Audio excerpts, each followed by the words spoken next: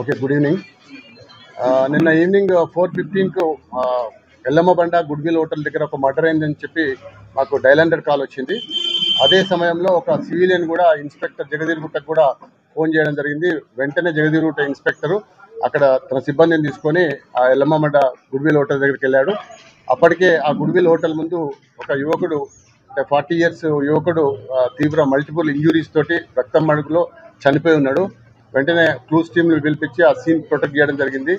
అక్కడున్న local hotel వాళ్ళతో complaint తీసుకొని ఇమీడియట్గా ఒక మర్డర్ కేసు నమోదు చేసుకొని దర్యాప్తు చేపట్టడం జరిగింది.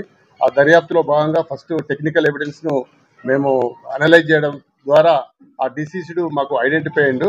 అతని పేరు మహమ్మద్ మహబూబ్ అని, అతను 40 ఇయర్స్ అని. అతను యాక్చువల్గా గుల్బర్గా అతను ప్రాపరు. అతను టెంపరీగా కొంతకాలం మనకు ముషీరాబాద్లో ఉన్నాడు. అతను ఒక 13 క్రిమినల్ కేసులలో ఒక మర్డర్ కేసులో కూడా ఉన్నాడు పటాన్ చెరువులో. అదేవిధంగా అతని మీద ఒక రౌడీ షీట్ కూడా ముషీరాబాద్లో ఉన్నదని మనకు తేలింది. వెంటనే మనం వాళ్ళ బంధువులకు గుల్బర్గాకు ఇన్ఫార్మ్ చేయడం జరిగింది.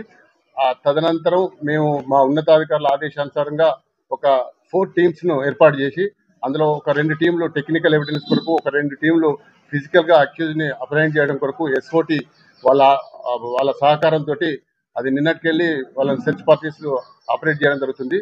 అందులో భాగంగా ఈరోజు మధ్యాహ్నం 2 గంటలకు RRR వైన్ షాప్ దగ్గర మేము ఈ 4 అక్యూజుల్ని, ఎవరైతే సయ్యద్ ఫైజిల్, సయ్యద్ జహాంగీర్, అదేవిధంగా షేక్ కరీం అండ్ షేక్ అమీర్, ఈ 4గురిని కూడా RRR హోటల్ ముందు ఈరోజు అప్రహెండ్ చేయడం జరిగింది.